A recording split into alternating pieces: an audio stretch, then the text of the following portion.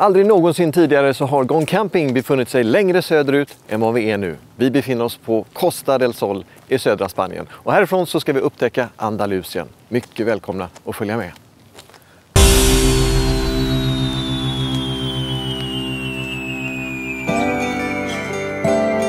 Costa del Sol har länge attraherat svenska campare. Behagligt året-runt-klimat och låga tomtpriser för långliggare är några av ingredienserna som lockar. Vi låter husbilen ta igen sig på El Pino Camping i Torox. Bortskämd som man är av standarden på de svenska anläggningarna så får nog den här beskrivas som basic. Men det är en högt belägen och soldränkt camping som blir en bra bas för utforskandet av närområdet.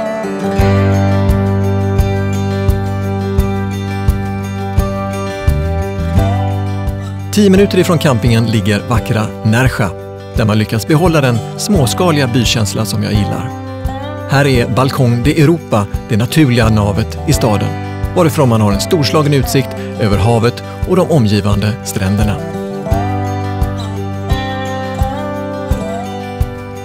Här finns allt för en njutningsfull semester. Gott om shopping till bra priser och kaféer, pubbar och restauranger i vart och vartannat gathörn.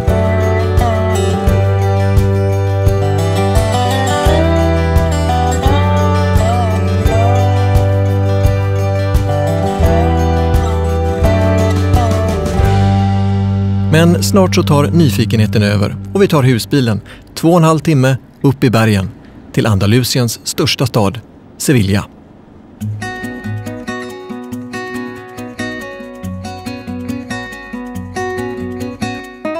Staden är stor som Stockholm, men den känns betydligt mindre och intimare och du når lätt de stora sevärdheterna till fots. Gränderna i Gamla stan är den perfekta platsen för den som vill njuta av något att dricka eller av varandra. Här så ger Lady Lufsen-mätaren fullt utslag. En bra utgångspunkt för förstagångsbesökaren är Plaza de España som byggdes till världsutställningen 1929. Om du tycker att du känner igen platsen så kan det bero på att den har medverkat i mängder med filmer som till exempel Lawrence av Arabien och Stjärnornas krig, Klonerna anfaller. Om du inte redan är intresserad av historia och arkitektur så är chansen stor att du blir det efter ett besök på det moriska fortet Alcázar. Det kungliga residentet började byggas för 700 år sedan och är en av Spaniens vackraste byggnader. Eller som någon sa, om det finns ett himmelrike så hoppas jag att det liknar Alcázar.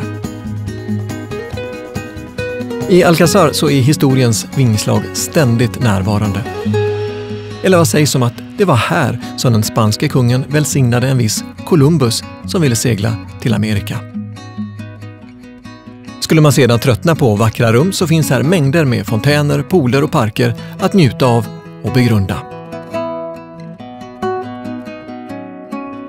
Och väl i Sevilla så får du inte missa tillfället att uppleva den passionerade dans som genomsyrar varenda vrå av den andalusiska själen. Flamenco.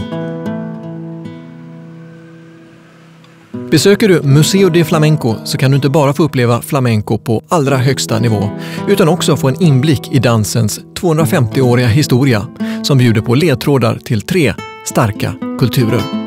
I kvinnornas dräkter så anar man spår efter det romska arvet. De snirklande handrörelserna härstammar från Indien och sången bär tydliga drag av den arabiska kulturen. Och tillsammans bildar de en enhet som det är svårt att inte bli berörd av. El flamenco es una forma de vida. Cuando sientes el flamenco en tu emoción, es como tu forma de hablar, tu lenguaje. Entonces, la vida nace desde el flamenco ya. Todo es flamenco, todo es arte. Es una pregunta difícil, pero pienso que el flamenco tiene el equilibrio perfecto que nos quita los lastres educacionales o sociales que hemos creado el ser humano. Es decir, tiene el salvajismo que necesita el ser humano para expresarse y la dificultad del lenguaje, por lo cual tiene que tener también mucha educación para poder hacerlo y mucho respeto para poder hacerlo. Yo creo que es la mezcla.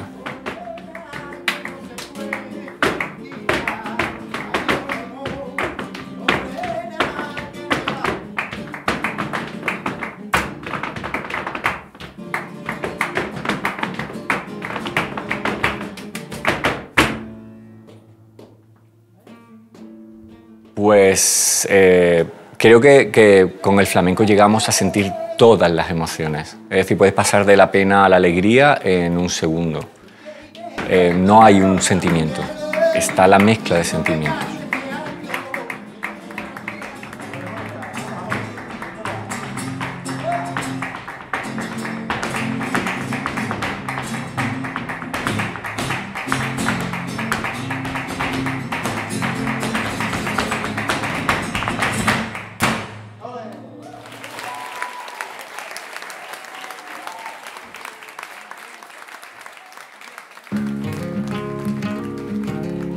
Nästa morgon så vänder vi husbilen söderut mot Jerez, en stad som är känd över hela världen för produktionen av, just det, sherry.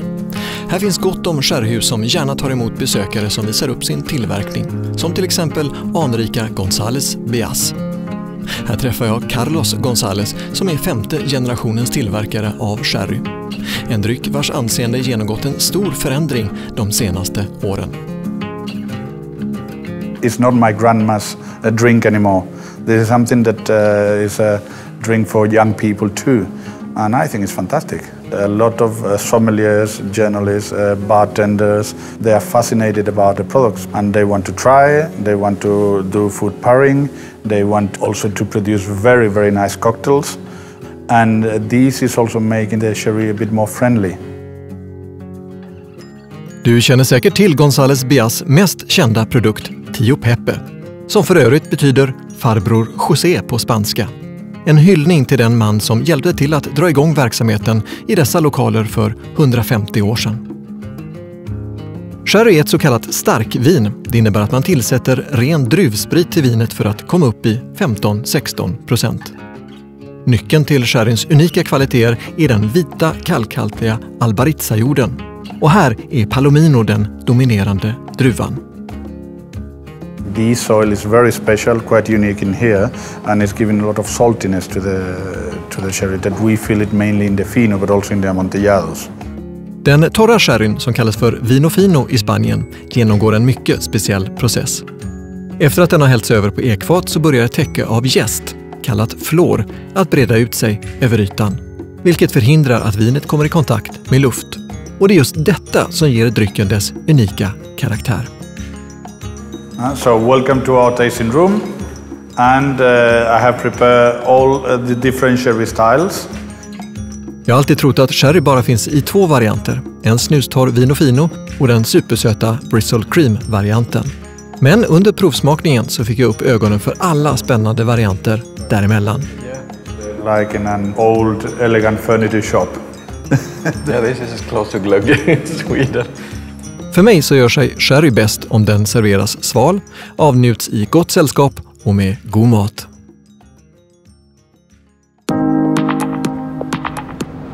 Vi rullar vidare söderut en timme och på kastvindarna som träffar bilen och den skog av vindkraftverk som fyller landskapet så är det lätt att se att vi är på väg till en vindrik destination, Tarifa.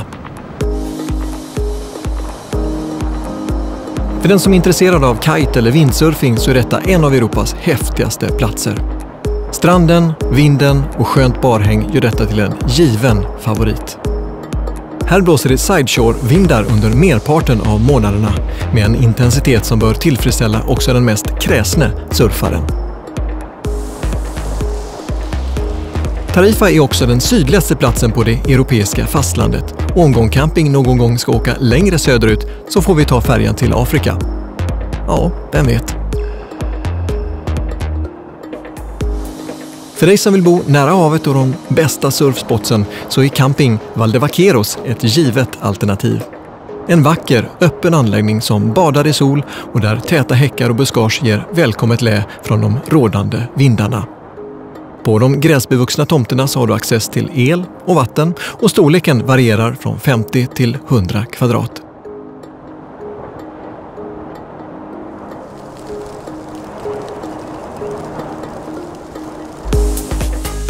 Sista stoppet på resan är ett besök i Gibraltar, en brittisk koloni där engelsmännen varit herre på täppan i 300 år.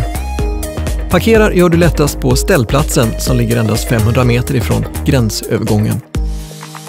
I Gibraltar så bor det 30 000 välmående invånare i en tax-free-värld omgiven av blått hav och gyllene stränder. Men ytan är på ynka 6,8 kvadratkilometer, vilket gör det trångt. Så trångt att man tvingats lägga landningsbanan tvärs över vägen som förbinder Spanien med Gibraltar. Och när det är dags för start eller landning så stängs vägen av och trafiken står stilla några minuter. Innan allt återgår till det normala. Den 426 meter höga Gibraltarklippan består av sandsten som tryckts upp från havsbotten för miljoner år sedan. Klippan har alltid haft ett mycket strategiskt läge då den utgör porten till Medelhavet. Detta i kombination med den relativt mjuka bergarten har gjort att det styrande folket under århundraden byggt sitt försvar inuti berget och idag liknar klippan mer en schweizerost. Mest kända är The Great Siege-tunnlarna som engelsmännen lät bygga på 1700-talet för att placera kanoner riktade mot grannen, Spanien. En ganska stöddig manöver som än idag speglade minst sagt frostiga förhållandet mellan Gibraltar och Spanien. Räkna med en hel dag för att uppleva Gibraltar och lämna husbilen på den spanska sidan. Boka istället in er på en guidad busstur. Ett transportsätt som också uppskattas av de lokala makakaporna som gärna följer med till nästa hållplats. Ja, då har det blivit dags för mig och husbilen att ta oss tillbaka till Sverige igen. Tack så mycket för att ni har varit med oss på min resa genom Andalusien och hit till Gibraltar. Och så hoppas jag att vi ses snart igen, antingen i den här kanalen eller någonstans ute på vägarna.